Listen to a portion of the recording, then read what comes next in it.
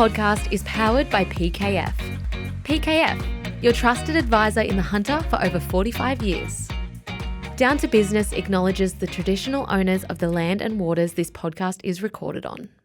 Hi guys, and welcome to another episode of Down to Business. I'm Andrew Beattie. I'm here today with a bit of a legend around these parts in Denny Buderus. I mean, Denny's a former rugby league professional, for those that have been living under a rock and didn't know, and Dally medalist, I might say, so right at the heights. Most of the career of the Knights, a bit of time over in the old Dart with the Leeds Rhinos, New South Wales country rep, New South Wales origin, a highly capped Australian player. He's had a hand in coaching, commentating. He should be doing this one himself. But more recently, a real different approach in really that administration leadership side at the Newcastle Knights. Big supporter of community, especially MHF, Mark Hughes Foundation, which we're doing a trek in a couple of weeks to small little walk up to Mount Everest Base Camp. Husband to Chris, dad to Ella, Lockie and Jack, and a friend of many. And I welcome Denny. Join us today on Down to Business. Awesome, Beats, thank you. And 10 years retired, from the game of rugby league, of playing. But, it's gone quick. 2013 was my last game. But, there's a bit going on between playing and now, and all for the better. I'm really enjoying being on your show here, and also, more importantly, just being part of the community here at Newcastle. But life's good. Yeah, it is. It's really good. Keeping active, keeping connected to ex-players, all my mates and my teammates, and there's still what's next and where you're going to end up. I think every player that retires has that bit of feeling, and as you said before, I've sort of jumped in and out of different roles, from management to coaching to commentating. So hopefully I haven't used up all my credits. There's still a couple there, but I'm still involved at the game. I'm at the club doing leadership and development through the club. So I'm very excited for that. It's challenging, but at the same time, I'm still around a great group of players. I know you're very humble and very modest, and you probably wouldn't go out of your way to say it, but you were at the elite level. I mean, you just look at your rap sheet, I guess, if you like, as to what you've achieved. But that isn't the story for a lot of people that come into even NRL, let alone just lower representative grades. Yeah. It's hard to make a career off rugby league generally, but even post footy, staying in the game. 100%. I was a part of a really good era for the Knights, I guess you could call, from playing with Andrew Johns. I got the opportunity to play pretty much all my football with Andrew, and from Ben King, Matt Gidley, Mark Hughes, Tamana Tahu, just throwing a few names out there. That's our team was going great, but I guess from an NRL in sports, from setting up for life after, was a lot different. The players now coming through the grades at 20-year-old, they have to study or they have to work.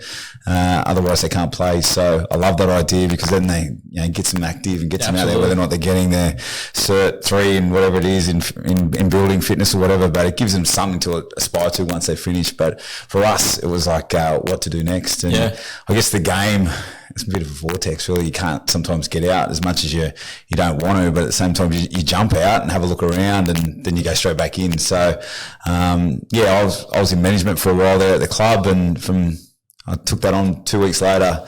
COVID hit, and all of a sudden I'm just working with, I don't know, I think from anyone in all business struggled through COVID. There was no manual for that one. So especially controlling a rugby league club, and very novice at that as well. And then, we'll come back to some of those points and what you've learned along the way, but I just want to take you back. A boy from Taree, made your way down to Newcastle, and I think you were a halfback at the time. Yes. Yeah? Yep. There was probably a fair halfback in front of you, as you mentioned. Yeah, there's a few. We, the Kamali boys, we had a lot of brothers at the club with John's, Kamalis, but I was a Dragons man. I loved the Dragons growing up. So my family, my dad's side of the family all lived at Cogra. So I'm going, wow, I can see myself living at my auntie's house, playing for the Dragons, just, as a 15, 16-year-old, and hopefully see what happens after that. So I went and trialled at the Dragons and didn't get much time, and then understood what they were after. So the next week I went to the Knights, had a big, pretty much played from 8 in the morning till 5 in the afternoon, and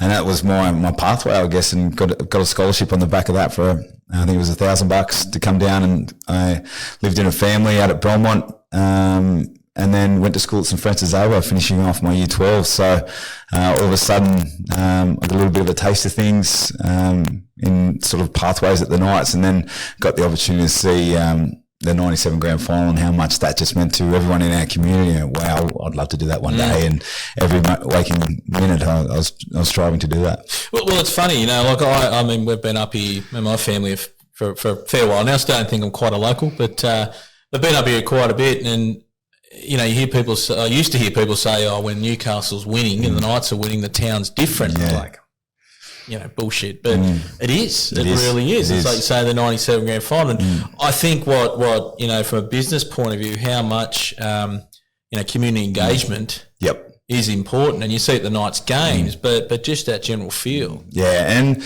one of the big things for me, I understood that, I understood how important it was to be a Newcastle Knight back in those late 90s, early 2000s. And they were great times at the club, and then I jumped back in sort of 2013 just thinking, well, we sort of haven't had those times for a long time. And it's so good the last 10 weeks of the competition here in 2023 to see finally, I reckon the players saw that moment and saw those occasions where, wow, this town just loves their team. And when the team's doing well, the town's doing well. And I don't know if anyone saw it, but when Kalen Ponga, after that semi-final against Canberra, just stood in the middle of the crowd, the field, and just put his hands up. That was a moment where I think we can build on and springboard into next year. And I think anyone that envisioned that for Kalen is someone that wanted to see the best for the city, and it was so cool to see that. Yeah. Well, I mean, and whilst the viewers or listeners that your business might be the size of the Knights or have a profile, etc.,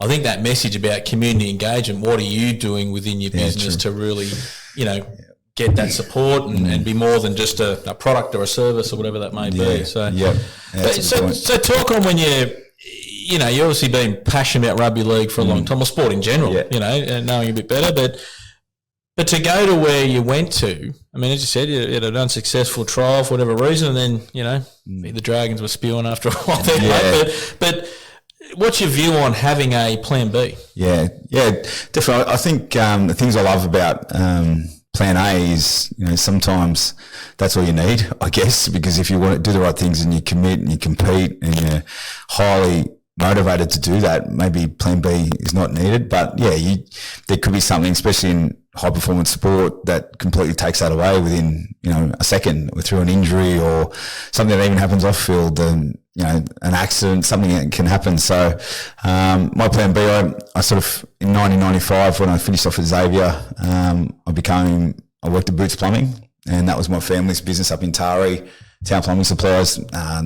Gus, my dad, had that for 30 odd years. Had one at Taree and Foster, and so that was a great business for us to have in our family. And then I went to Boots and worked there for about 16 months, I reckon it was. And Steve Linane, he was my sort of manager, and we had a great crew there. And but I loved that part because and I had some other players who were my age but gone straight full time. So the best thing about that was I understood what the power of the dollar. I understood that if I'm working 45 hours a week and getting $350, and I had to spend that wisely, and the other boys are getting those big contracts, and you make different choices on the back of, I guess, your income. So, and I guess any seasoned, not just professional sportsman, but even your dad or whoever in your life would probably say that the way you've come through, is probably the better way. Yeah. So when it does come off, it's fortuitous, but, at least you do understand, what you're getting. 100%. And anything I ever borrowed off Dad when I moved down here, I got my license a year early because I was living away from home, but I had to get it first go.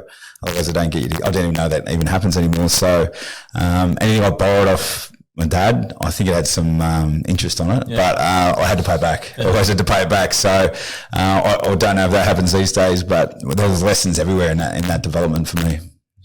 So with that, because I think nearly anyone that comes on this podcast or the Down to Business, whether they've been in sport or not, whether they've been at an elite level of sport, that's rare, but they've had some involvement in sport, and sport is creates so many opportunities. Creates a good grounding, creates how to work as a team. also creates, leadership opportunities. What for you defines a great leader? Yeah, I reckon vulnerability is a big one. You've got to be vulnerable.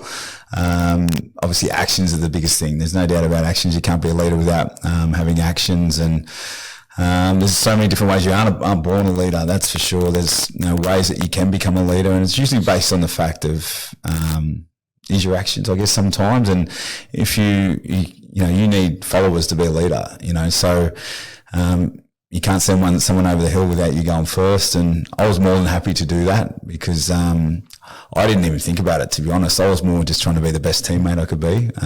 The Knights' motto was be the best player. I'll be the player everyone wants to play with. And I just got that just attached to that straight away. I just went, wow, that's all I want to be. I'm not the biggest, fastest, strongest, but geez, I can compete and I don't want to let my teammates down. And in all those sort of things and those actions you start to get a little bit comfortable with, I guess, the communication around that. And communication, I guess, is a struggle for a lot of people, but if your actions are loud, that can be the best form of communication. I thought that was my biggest sort of piece of the puzzle is, I'd like to do all my leadership based on my actions, yeah. Yeah, sure. Yeah. And I mean, you started to allude on that then. You said, I was going to ask you, were you a natural leader?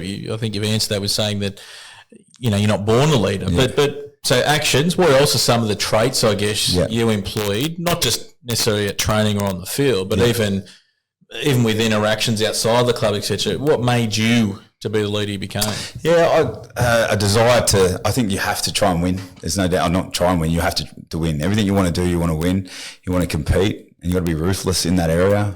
I think communication, having the conversations with the dressing room, circling back around, some of your players that maybe got a little bit of a clip during a coaching session or something during the game. And, I'd like to think I was pretty ferocious on the field and I could say some things that were pretty ferocious to teammates, but made sure I circled back around after the game. And anything that happened on the field always stayed on there for me. And but yeah, it's a lot of trust. Being trustworthy and honest are the two biggest things I like to think from my point of view of are good values of mine. And I know they can be cliche words for leadership, but you have to live them and you have to really make sure people are comfortable to come to you to talk about anything from anything they're uncomfortable with. You've got to try and escalate that. And one thing post-football for me, which I didn't realise when I was playing, is managing up. I think that's a challenge for me, and still probably is managing up and talking to people of a higher above you in probably management. That I guess there's got to be some thought process around that, and those managers in those roles have probably got personalities that you probably got to get used to. But yeah, they're the things that I guess in the business world and post my career I've displayed, but I've also got to learn. Yeah, and I imagine that's a. You're going into especially in a corporate environment, and whether that be, commentating at Fox or whether that be in a club administration, it's a different skill set that generally those people up have or think they have anyway. I guess, is that somewhat intimidating or is that something and how do you get around that?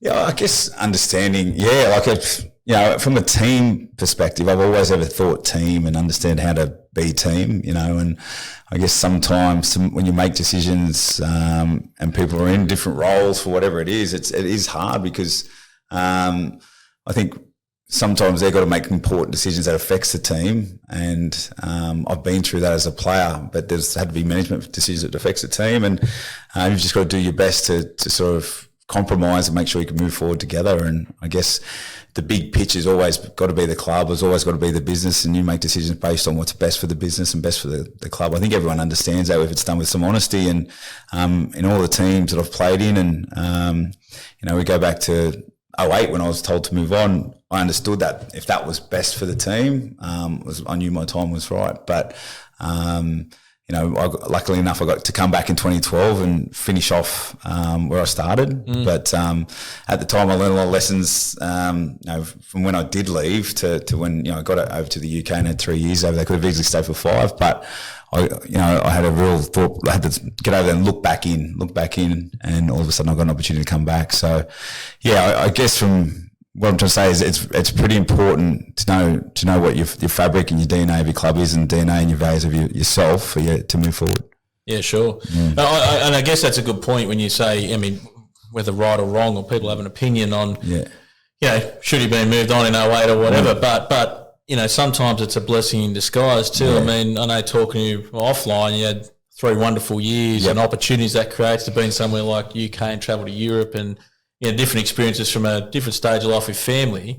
I mean, you can, you know, sometimes sit there and dwell on it and kick the can, or you can take it with open arms and. Yeah, that's right. And sometimes you're up for a different voice and a different challenge. And I was probably up for that, and the club was probably up for that at the same time. So you come to a compromise, and I was so excited to be going over to the UK. And first and foremost, you've got to get your wife happy and make sure she was good to go. And Chris is, she's very adaptable, my wife, and away we went, and we had a baby there, and we had, she was only young, and we travelled a lot, which was awesome. So, but at the same time, I was always interested in what was going on back here in Newcastle, and then the whole Nathan Tinkler takeover. Wayne Bennett came back, and Wayne reached out, knowing that he probably had a short time here, which was nice for him to think he had to come back and finish your career where it started. But at the same time, he wanted to get some leaders into the club. Brought Jeremy Smith, Bo Scott, Darius Boyd came in, myself, Craig Gower, Big Willie was here. So that was Wayne's way of managing teams and getting some leadership in. And we had a scratchy 2012. At 2013, we came within a whisker of probably going to the grand final, but we ran into a hot Roosters team in 2013, which that was my last ever game in a prelim final. Yeah, which isn't necessarily a bad way to finish either. Yeah, no, it wasn't. The whole a really wise lady in the UK who I trusted, and she said to me, "What are you going back for? You love it here. What are you going back for?" And she goes, "It's not going to be the same. It's never going to be the same. No matter when you leave and you go back, it's never going to be the same." And she was spot on. I thought I was going back to some different things, but at the same time, it just evolved so quickly here, and it all sort of was over before it started, the new regime. But at the same time, if we didn't have that, would be the Knights probably, I don't know where they would have been without the Tinkler takeover. So I was still here. West were always going to buy our club. I don't know when it was going to be, but thank God they did. Probably 5 or 6 years ago now it is. So the asset there is huge for our community, and it's very sustainable as well. No, that's great, and going well. So your career was quite prolonged, but I mean the football career, the active career, but then since then there's still very much a growing career. You're trying new things. What's your view? And it could be work ethic. I think you've already said that with your training and leading by example, but staying on top for so long. What's some of the tips or some of the non-obvious things that keeps you up there and when so many don't do that extra work. Yeah, that's spot on. It's the routine of doing extra work, I guess you could call it. Routine is so it's so important for everyone, especially from a point of view of elite sports and elite preparation. Fail to prepare to fail, and that's in commentary as well. I saw some of the guys that the amount of notes and the work that Andrew Voss puts in, for instance, everyone thinks he just comes off his tongue, but he puts so much effort into preparing for his role there as a commentator. And then you go to a player like Nathan Cleary, and the preparation he does before he takes the field is just next level, and he knows he's had to work really hard, and I think those guys that have had to work really hard are the ones that always have sustainable, consistent careers. You see some guys with amazing ability and talent and potential, but probably don't fulfill that based on the fact that they haven't had to work hard. Once you work hard and you get to a stage where you're completely programmed and you're routine in what you got to do to tick those boxes to perform. They're the ones that are consistent. And I've seen many of those guys over the years that, everyone goes, why he's so good, he's so good. Well, at the end of the day, all you can say is, well, he puts the work in. He puts the work in and trains hard, he gets it done. And they're the guys that are bringing in those big contracts and are getting really employed by a lot of other clubs. And I would suggest, put in the hard work, but I think you've always been, well, since I've known you, you've always been pretty open to learning off other people, especially outside of your probably traditional where you spend most of your time and taking feedback. A lot of people, get anything constructive said these days, and maybe it's a generational thing, maybe it's not, but, they drop the bottom lip, where I think that's a big part of that growth mindset? Yeah, you grow on back in, when you're down sometimes, like from, injuries or whatever it can be, some different things that don't happen within your life. That's where you get your growth, you get growth from disappointment. Some of the greatest challenges have been in the Origin arena, and some of the growth you get out of that, especially from my leadership skills in around Origin, there's nothing like it. There's a lot of pressure in that environment. But yeah, I'm always learning off people because there's just so much to learn. And, I read a fair bit, but at the same time, I love to hear about someone's story, and then all of a sudden I'll really research that person. And everyone's got a story to tell, and there's so many great stories out there. But that's what the podcasts and all the different platforms people have got now. There's a lot of awesome stories. So here's something, write it down, and then you can always take something out of it. Oh, and the beautiful thing is what I find. I'm a massive reader, and same thing, podcast, but you read ones and they refer you to others. Yeah, it's never ending list. It's actually great. That's one of the great things about Wikipedia and all those sort of things, and the way you can just highlight you can go down a real trap, not a trap, an endless supply of opportunity, and all of a sudden you're there and, 2 hours later. So, but yeah, I guess what you need to do is once you get in there, you've got to translate that to what you're doing in the now and staying in that moment. Go, right, I've learned all that stuff, and how do I file that away so that can help me? So, whether or not seeing something different from let's just say a human movement or something that you see, I wouldn't mind putting that into practice in a drill or for some sort of skill.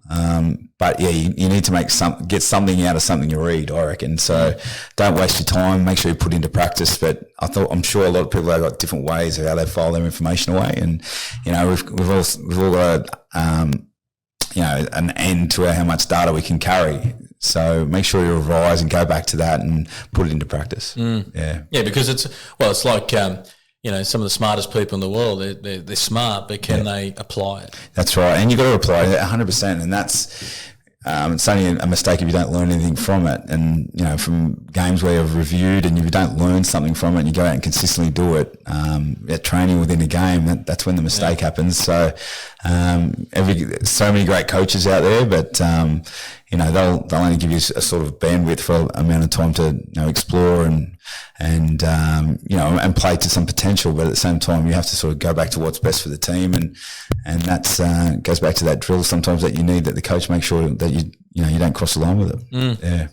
And whilst we're talking about staying on top and learning and that sort of thing. So I guess the next one's really around reinventing yourself. You've gone from a player for a long time, which, yes, different clubs, different arenas, but it would have been pretty consistent, to commentary. It would have been a bit eye-opening. Yeah. And then you got thrown in the deep end of the coaching originally, but now, the assistant and then administration. So, a constant, I guess, reinventing. How big a step is mindset, and what do you do around that?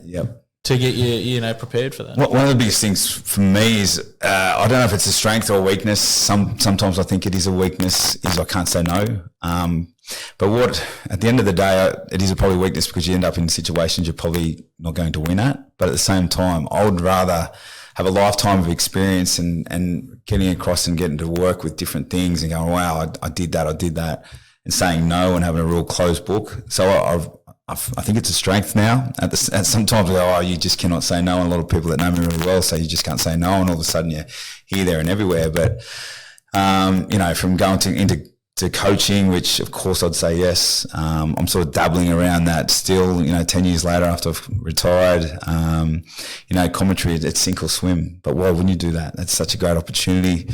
Then I went into management. I was so happy at Fox, and then had a great opportunity. I thought, wow, that's something I could not say no to. I'd regret saying no to being in management. I said yes to that.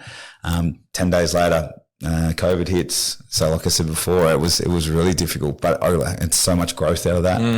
I thought, imagine if I said no to doing that role, look, life would have been a lot easier. There's no doubt life would have been really easy. I could just sit in a bubble and go to work and call footy games, but I was actually in control of trying to help 70 people go into a hub up in Queensland to keep the game going. So, but it was tough. It was really tough. We had to go from 70 to 52, and here I am telling people that have been at the club that they don't have to be in the bubble anymore. And they're tough conversations, and within 10 days I had to have those, from being a commentator to doing management. So I learned a lot about communication.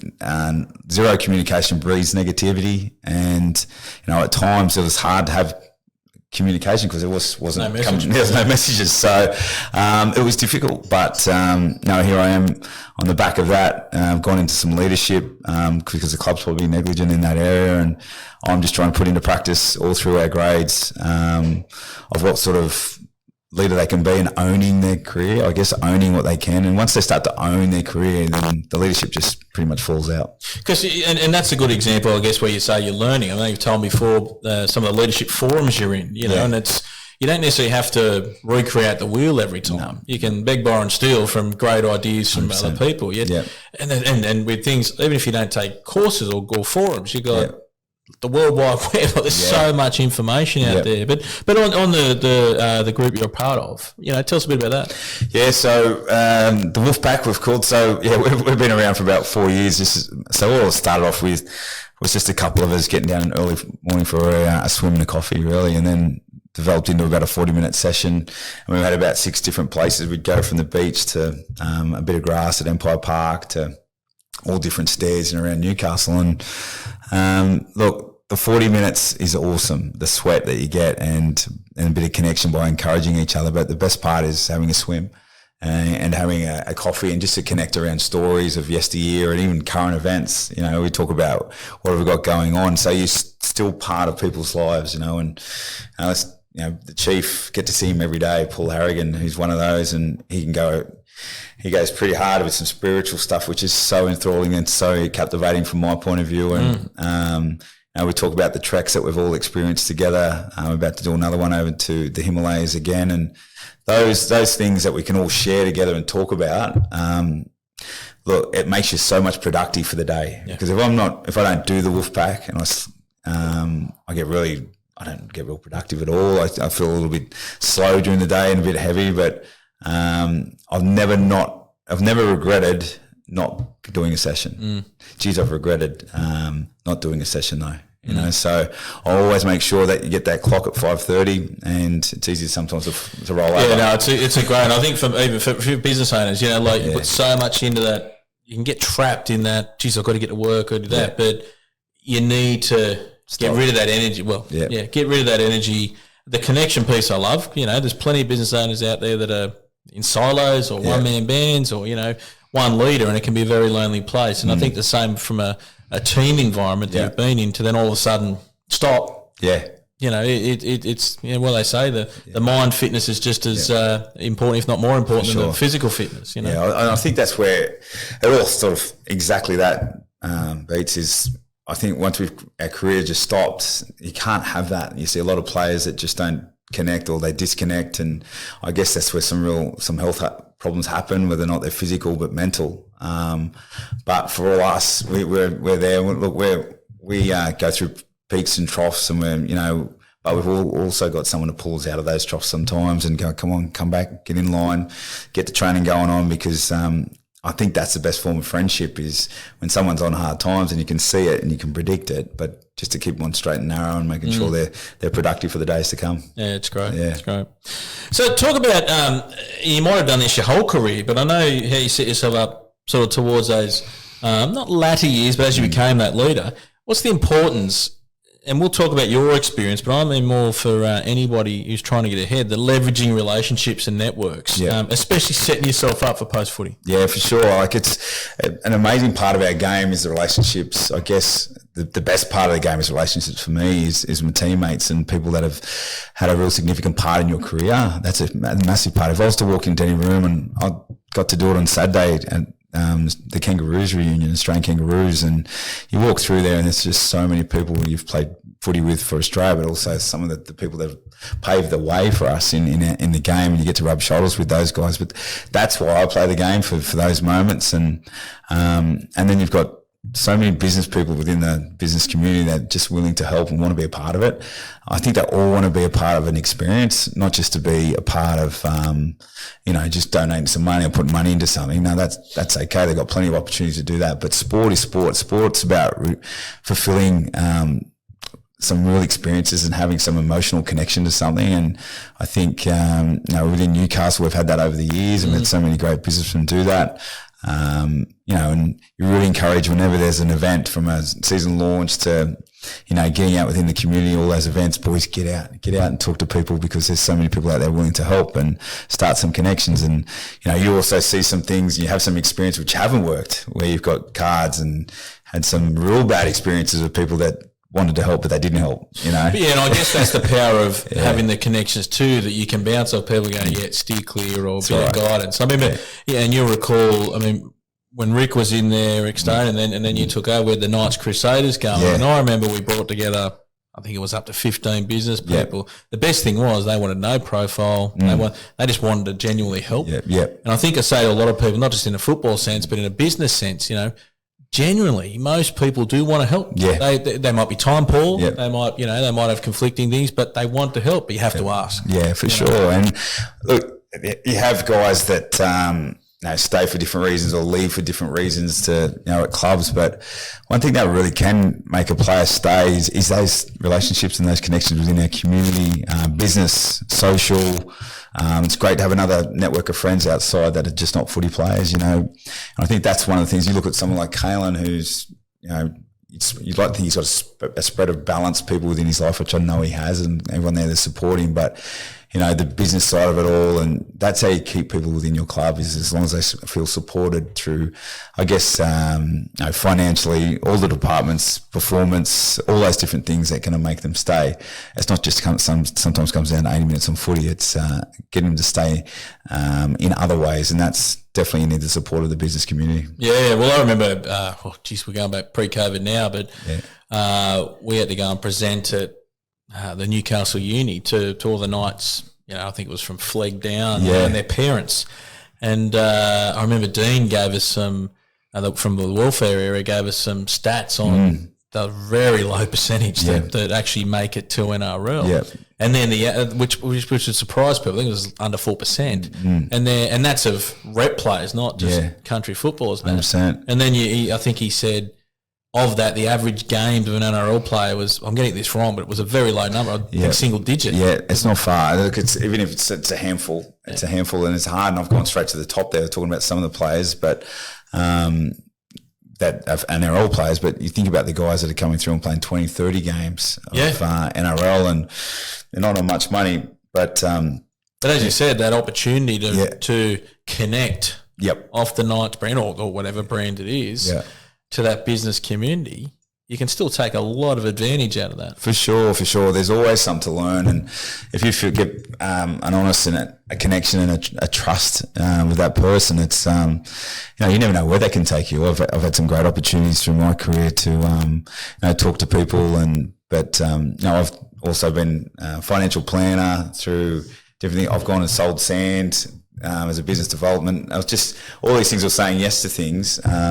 You've experienced something, and at the end of the day, you can say no after a couple of months and move on and try it. But I think that's one thing. Being a one team, one town, I think all our players can really get attracted to that and start getting out there in the community. Oh, absolutely. And I think a lot of people say, but you're a footy player, got profile, but you didn't always have that. And the reality is you get drawn into that industry, I guess, early on. So you haven't had the experience. So to me, it's taking advantage of that opportunity, reaching out to people as business owners and seeing where it may take you. Well, you have a lot of people out in the business world and just working, and they go, "What are you doing working? You're a footy player." And you go, "Well, hang on. Whatever the perception you got to change that, because at the end of the day." You look at those contracts that players on it for a short term. It's on 10 years, and half it goes to tax, half it goes here, half it goes there, and all of a sudden you might make some good decisions with your finances, or you might make some poor ones. And but you always got to work. Trust me, you always have to work, and not only for finance, but just for that routine of turning up and performing. And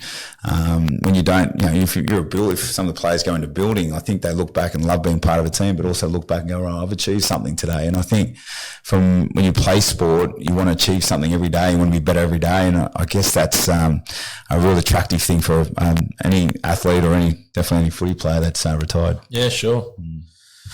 So obviously, in the same train of thought, taking opportunities. Yep. Like you say yes, you struggle to say no. But I'm sure with that, there's always a bit of anxiety or fear or what if. What's some of the tips you'd give to people in just getting past that fear and just having a good crack. Yeah, there's plenty of opportunity. Like even from public speaking to all those different anxiety things that everyone does get. But I love now. There's so many different ways you can handle anxiety, and through breath work, through exercise, put you in a real good mindset to perform. And I guess if you wake up late, those routines that you have can really heighten anxiety from diet, activity, socially, whatever you want to get up to, rec. It's if you can really nail down a routine that works for you, and because it does bring on all sorts of anxiety when you can't say no. But at the same time, use it as a challenge. I think that's the other thing, is really test yourself to perform in an environment that you're not usually adapt to. And you never know, you could just put that one aside, and that could be something you really work on and develop. And all of a sudden you've got that string to your bow, and you meet people in that area, and that could be beneficial. Yeah, no, it's great advice. All right, so we spoke a lot about leadership and your path and that sort of stuff, and we could keep going, but I'm going to ask you now a bit more personal. What's your biggest mistake and/or lesson? Oh, biggest mistake. There's plenty. There's so many mistakes I've made. Financially, investments from, I guess, on one of the others, only people, I guess, to lose once or twice in Merewether. Not only people losing property in Merewether, but the GFC, all those different things. I was in a rush. I reckon I was in a rush to go from, whatever that point was to whatever that point was. Too quick, way too quick. And I think that really rocked me a little bit. And you look at some of the young coaches today, everyone tries to get from an assistant to an NRL coach really quick. And there's a lot of experience, a lot of ups and downs you need to get to. So, yes, I made some pretty poor decisions around 2008, around the GFC, around property, but it's a lot of learning lessons that I had to take stock on, and really learn from. And so they're the biggest things for me, is take your time, really get the information needed to make the right decisions. And, they're probably the two biggest things for me. Yeah. And I guess that leads to then the importance of surround yourself with the right, call it people, but the right counsel. Yeah, definitely. Your people, you need a network of people. I've always had, especially for performance in sport, I had like a little team within a team, and that was an extra chiro, another physio I used to go to that was a little bit alternate. I liked to read, as we spoke about before, getting it open-eyed around performance, and whether or not it's someone from a mental side of things, a mental coach. I like to look at all those. So I had a little team there, and that really benefited myself. And I think all players today that are performing at a high consistent level have got a little team there like that. And it's not to say that the staff at their clubs that they see every day and aren't doing an amazing job. It's just sometimes you need that different voice, that different mentor. They can bounce something off just to give you a little bit of an insight, and might give you another 10%, 15% improvement on something. And that's all it needs to be sometimes, between having a good day or a bad day, or a great game or a poor game. Yeah, sure. And I think I relate that again to business. There's so many, especially smaller business, unfortunately. I mean, and not telling anything new, you grew up with a family business, as did I. But I still recall sitting around the kitchen. Well, I wasn't sitting there, but watching mum and dad sit around the kitchen table at night time doing books and long days. And dad's a motor mechanic. It wouldn't be any different to a plumbing store at the end of the day. But it's who you surround yourself with. And I think what we've got modern day is easier access. To people, because you don't necessarily have to have them sitting in front of you. Technology, all these kind of things, but it's making sure you're looking for that advantage around you. For sure. And, this, we want to bring it into the now about what we're about to do, embark on one of these treks. Is the sixth trek that Mark Hughes Foundation's done. And look, you meet all different sorts of people from all walks of life, from all abilities, but at the same time, you got that one common goal, and that's to get from that point to that point safe and sound. And there's some hurdles along the way, and biggest thing is you've got to walk slow. You have to walk slow, and sometimes we're in a rush to get somewhere. We want to get there as quick as possible, but once you get there, it's probably not that fulfilling. And all of a sudden you go, well, what's my next thing? I want to get there as quick as I can. And so you're constantly going spinning. But the best thing I've learned out of these treks is you have to walk slow, to the point where you go, come on, we need to go quicker. We have to go quicker. But these treks make you just slow down, one step in front of the other, and talk. Well, it's nearly a bit of an analogy like life, isn't it? It's not necessarily the destination, it's about the process. Yeah, that's 100% right. And along the way, we we stop in and talk to people in different villages and different things that we see and communicate, and you get as much out of them as, they get as much out of just seeing you and understanding what he's doing here. But, that all for that common goal of research for brain cancer. When the Mark Hughes Foundation of what they've done is, they're in a rush. They're in a rush. I'll talk about going slow, but the amount of people in the community support has got on the back of it, but they're in a rush to get brain cancer solved, and we're all a part of that. Yeah, no, absolutely. It's pretty cool. And I think that's what people see. And for anyone that hasn't, come across this foundation or even some of these journeys, you get on and have a look at some of the footage, and it's pretty compelling. And the people that are getting helped is even more compelling. So, mate, best advice ever received? Treat people the way you want to be treated yourself. I think that's a pretty simple one. I've always sort of had that from a younger sort of age. I've always been pretty highly respectful of people, and as I said before, everyone's got a story to tell. Let them tell it sometimes, and because you never know what you're going to learn out of it. And my man always said with that, you never know where people end up either, and you might cross paths again. So 100%. And you always, one of the things I love now is always leave the jersey in a better place, and that's no different to any role you have in any business. Is if you take on that role, you make sure you leave it in a better place. And I was just looking at that's my sort of motto as a person, and I looked at the nights when in a management role. Hard to say, I left it in a better place, but I did my best. I did my best to make sure that I tried to leave it in a better place. But through the COVID period, I don't think anyone could leave anything in a better place during that time, because you also had to get it readjust a lot of things post COVID, and no more different than our game. Yeah, perfect.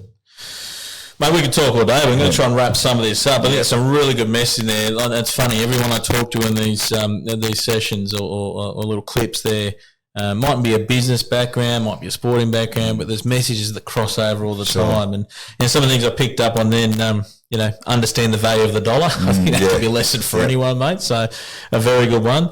I guess good leaders are vulnerable. And lead by example, and the key to that is having good communication and absolute work ethic. Yeah. So, the other one is like be last to eat. That's one thing. You always. I think that's a good analogy. If you always see the players eat first, or the coaches or whatever eat last, and when we go on these treks, mate, you get hungry, but at the same time, it's interesting to see who grabs the first bit of food, isn't it? I think that's one thing I love, just sitting back and watching, because you learn so much of the way people act under pressure. Better watch out what I grab next time. You'll go last. I like what you said, need to want to win. I love that, because I don't know about you, but and not to diss any schools or anything like that, but I hate that we've got, I call it 8th place ribbon. Everyone gets a prize. Like, that's not life. So I think it's perfect what you said about lead. If you want to be in business, if you want to create something great, if you want to be a good leader, you've got to have that drive. Are you managing up? It's a real interesting one, because I don't think too many people think of it like that, and do get intimidated. I haven't heard of that for probably only 3 years ago. I heard of that, and how you manage up is highly important. They do a really good one in the Defence Force, especially in the Air Force, and they do a debrief session, and they say it's nameless and rankless. Now, you know how stringent the Defence Force is. And you go in an environment where you got a private challenge and a major, it's pretty confronting. So, but again, if you're trying to get the best out of improvement, innovation, these are some of the things we I talk to the players about that with the leadership group. We've got a really tough and strong leadership group. It's great, but how do you actually get the message up, and how do you manage up? It's and then you've got the coaches that trust the leadership group. So that's been a real big improvement for our club, and having that trust for those guys to manage up. I love what you said about, do you understand your fabric or your DNA? I don't think many people probably have to take the time to understand that personally, let alone for an organisation. So, and more importantly, have you shared it and got your team on board? That's pretty cool. One thing is around it, everyone wants to know their story. What's your story? And I've tried to start mine so many different times, and I've nowhere near finished it. Nowhere near finished it from, I don't know where I'm up to, but if it's a great exercise to sit down and do that. What is your story, and how'd you get to the now? Excellent. Routine of doing the extras. I think that was a really good one, because especially when you've been so routine driven, like you said with the team, to then go out and keep that in life. That's excellent, because it also gives you structure.